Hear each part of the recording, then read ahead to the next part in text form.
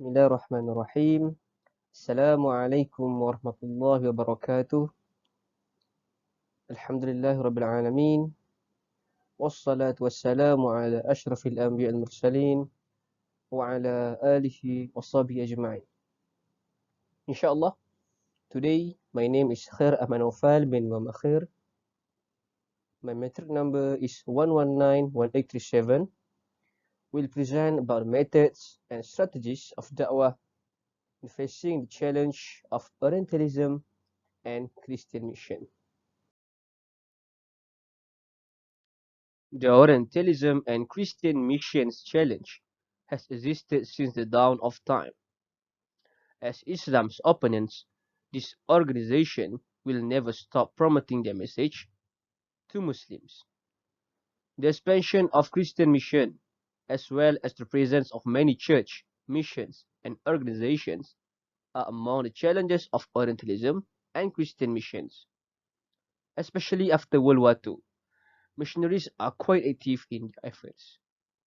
On the streets of India, Mother Teresa, for example, was able to win the hearts of the underprivileged. Not only that, according to David Barrett, a specialist recorder of missionary activity, there are currently 420,000 Christian missionaries engaged in transcultural ministry across the world. The total yearly salary of 12 billion US dollars. We may deduce the technique of Christian missions over the world from these examples. However, as Muslims, we cannot remain silent and should be prepared for these challenges. To face these challenges, we can look back at the way the Prophet Muhammad SAW preached in his time. Not only by way of delivery, but he conveyed the message of Islam in various ways, such as by always being virtuous with anyone, never hostile to anyone, always forgiving and always kind, even though he was insulted, reviled, and tested with such a severe test. It is true that to reach such a level is very difficult, but it is not wrong for us to try even a little of such a way as a method and strategy to face the challenges of Orientalism and Christian mission.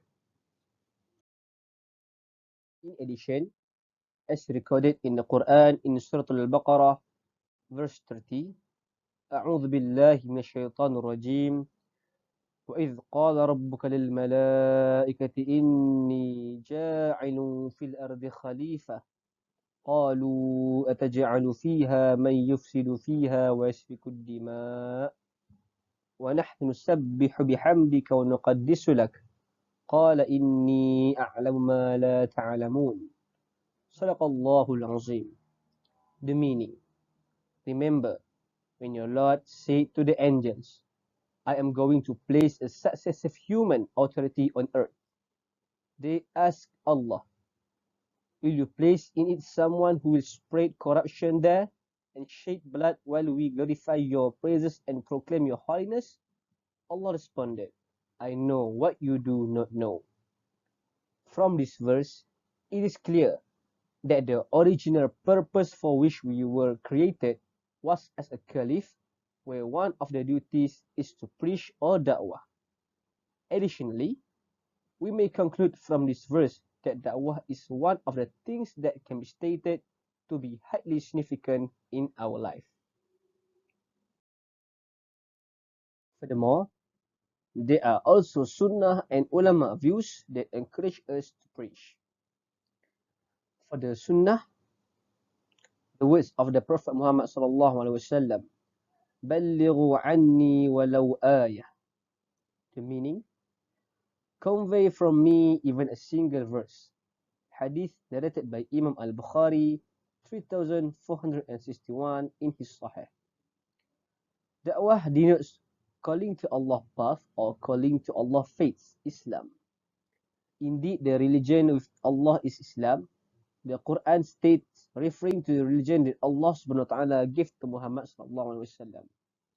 In a technical sense, according to an ulama views, Muhammad al-Ghazali defines da'wah as a complete program including all the information of mankind required in order to comprehend the purpose of their life and trace their route of life according to the experience of guided people. Thus, Islam is both the aim and actuality of da'wah, and this is the first basic or root of da'wah. Last but not least, as responsible Muslims, we must engage in da'wah activities as they can not only help in the safety of Muslims, can also be a reminder to always believe in and respect God. For example, we practice virtuous values that can be used as an example to others, which can be said to be da'wah and shows that Islam attaches great importance to virtuous values in the daily life of its believers. It is not necessary to have the title of an ustad or ulama to start the da'wah activities. In Islam, even a simple deed can be called da'wah.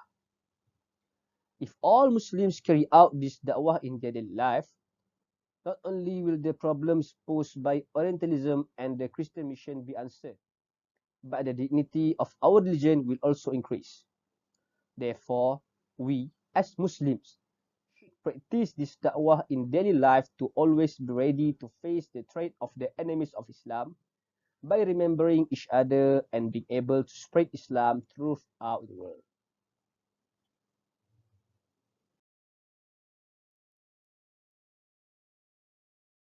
So I think that's all from me. Thank you. Assalamu alaikum warahmatullahi wabarakatuh.